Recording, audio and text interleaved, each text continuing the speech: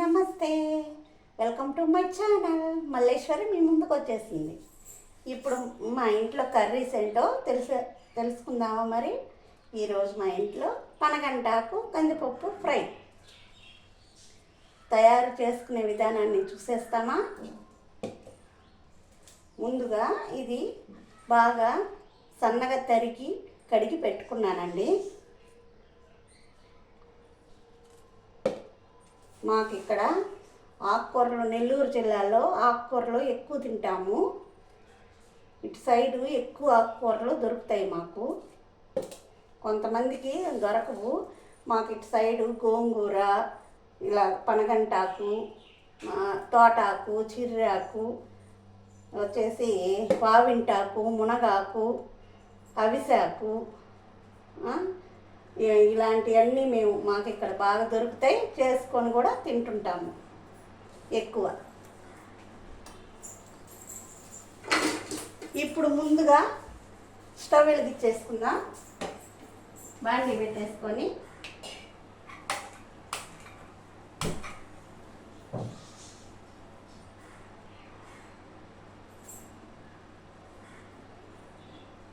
వెలిగించేస్తున్నామండి. బాండీ heat ఎక్కాక oil వేసేసుకున్నాం.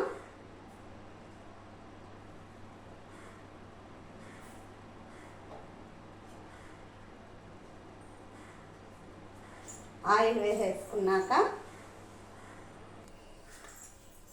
వేసేసుకున్నామండి.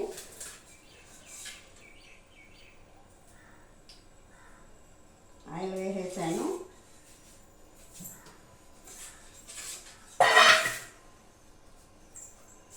తర్వాత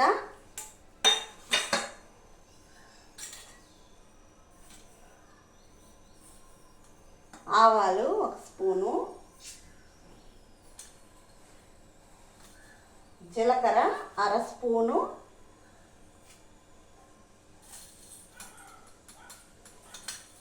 మినప్పప్పు 1 స్పూను వేసేసుకుందాం. తర్వాత తెల్లగడ్డపాయలు ఇలాగ నలగొట్టి పెట్టుకున్నానండి. 2 ఎండుమిరపకాయలు తీసుకున్నాను. ఇవి కూడా వేసేసుకుందాం. ఆవాలు వేగినాక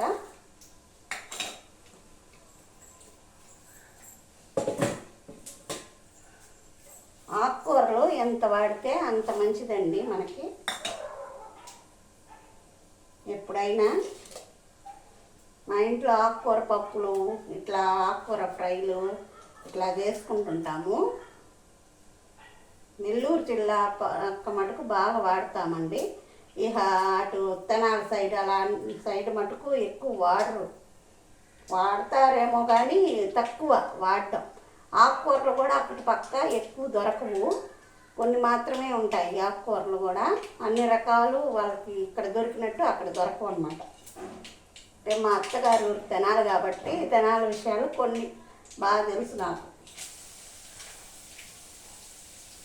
వేసేసుకున్నామండి. తెల్లగడ్డ, ఎండుమిరపకాయలు 2,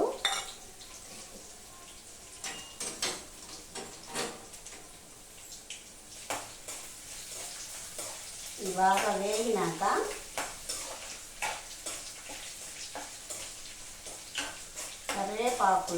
కరివేపాకు మా తోటలో కోసుకురాలేదు. మా తోటలో కరివేపాకు తీసుకురాలేదు ఈరోజు.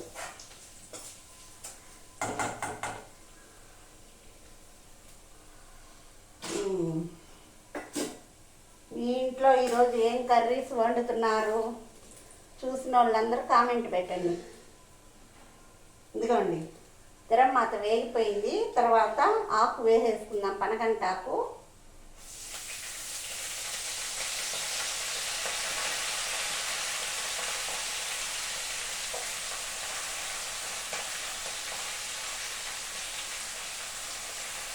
పనగంటాకు వేసేసుకున్నామండి.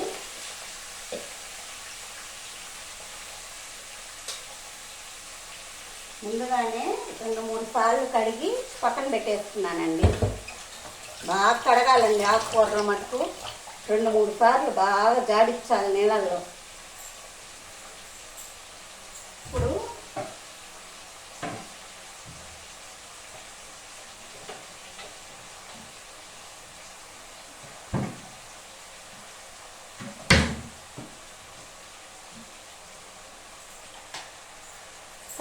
వేసేసుకున్నాము. సాల్ట్ మనకి ఎంత కావాలో అంతవరకు సాల్ట్ వేసేస్తున్నాము. పసుపు వేసేస్తున్నానండి. పసుపు కూడా వేసేసుకున్నాము.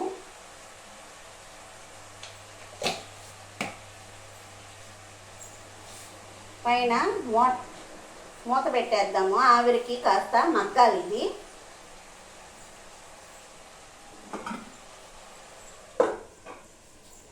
పెట్టేస్తున్నాం. ఒక 5 మినిట్స్ ఆగి ప్లేట్ తీసి చూద్దామండి. ఇప్పుడు మగ్గిందేమో చూసేస్తాం. మీరు కూడా చూడాలి కదా, అందుకే దగ్గరగా పెడతాను, మీరు కూడా కనిపించేట్టు. కెమెరా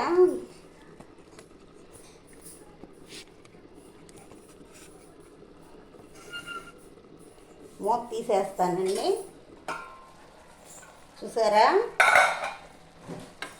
మగ్గింది. కొంచెం వాటర్ కూడా వస్తాయి, ఆకుకూర కాబట్టి బాగా వాటర్ వస్తుందండి దీంట్లో. ఇలాగా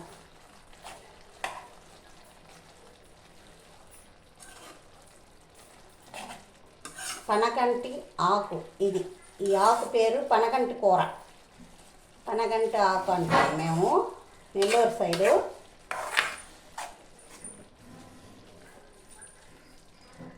కొన్ని ఆకుల పేర్లు కూడా మారిపోతాయండి. ఊర్లు మారే కొందికి పేర్లు కూడా మారిపోతుంటాయి.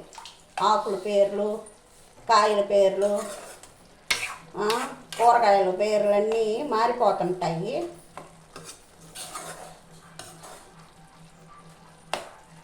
మేము మాత్రం ఇక్కడ పనగంటాకు అంటాము. ఇది బాగా ఇంకా ఉడకాలండి. ఇంకా ఉడికిన తర్వాత దీంట్లో ఇంకొక ఐటమ్స్ ఉంది వేయాల్సింది, తర్వాత చెప్తాను. ముందు ఇది మగ్గాలి. ఇంకా మూత పెట్టేసుకుందాం.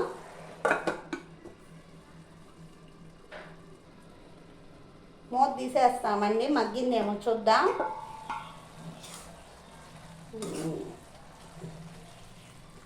ఇంకా ఉన్నాయండి, వాటర్ ఉన్నాయి.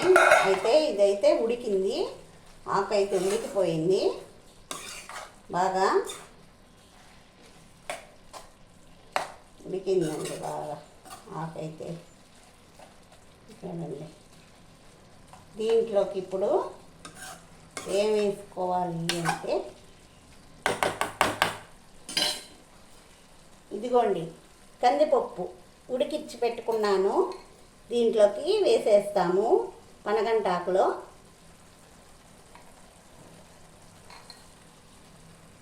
ముందుగానే ఉడికిచ్చి పెట్టుకున్నానండి కందిపప్పు. ఇది దీంట్లో కలిపేద్దాం. కొంతమంది ఒట్టిదైనా చేసుకోవచ్చు, దీన్ని ఇలాగా పప్పు అయినా వేసేసుకోవచ్చు కందిపప్పు. కొంతమంది పెసరపప్పు కూడా వేసుకుంటారండి. నేనైతే కందిపప్పే వేస్తాను.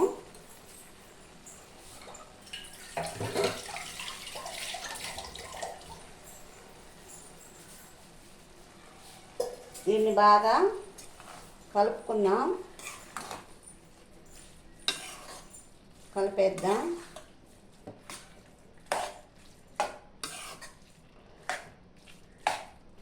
బాగా ఈ వాటర్ అంతా ఇంకిపోవాలండి. నీళ్ళన్నీ ఇనికిపోయేట్టు ఉండించుకోవాలి. ఇది అన్నంలో కలుపుకోవడానికి పనికి వస్తుంది, మామూలుగా నంచుకోవడానికి ఉపయోగపడుతుంది అన్నంలోకి.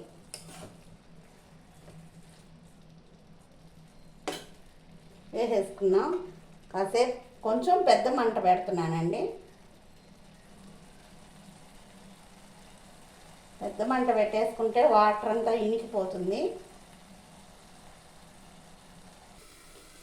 మూత తీసేసి చూద్దామండి వాటర్ అంతా ఉందో లేదో. చూసారా, వాటర్ అంతా ఇనికిపోయింది. చూడండి, వాటరే లేదు, ఇలాగా పొడి పొడిగా వచ్చేసిందండి. దీంట్లో ఇప్పుడు కారం వేసేసుకుందాం. సాంబార్ కారం. సాంబార్ కారం అంటే సాంబార్లోనే కాదు, ఇలాగ ఫ్రైడ్లో కూడా వేసేసుకోవచ్చు అన్నమాట. నేనైతే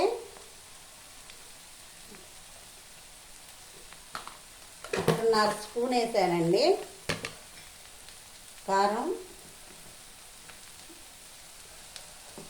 కలిపేసుకుందాం.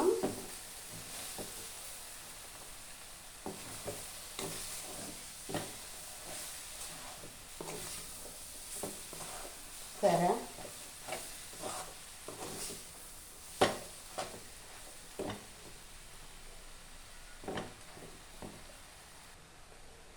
చూసారు కదా, అయిపోయింది. పనగంటాకు కందిపప్పు ఫ్రై.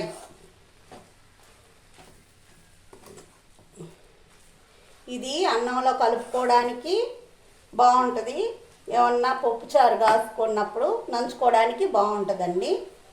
దీన్ని మీరు కూడా ట్రై చేయండి. ఇప్పుడు దీన్ని గిన్నెలోకి తీసేసుకుందాం. చూసేసారు కదా, కందిపప్పు పనగంటాకు కూరండి. ఇది మీరు కూడా ట్రై చేసేసేయండి. ఇది అన్నంలో కలుపుకోవడానికి, మళ్ళీ పప్పుచారులోకి నంచుకోవడానికి బాగా ఉంటుందండి. మీరు కూడా ట్రై చేసేసేయండి. సరే అండి, ఓకే.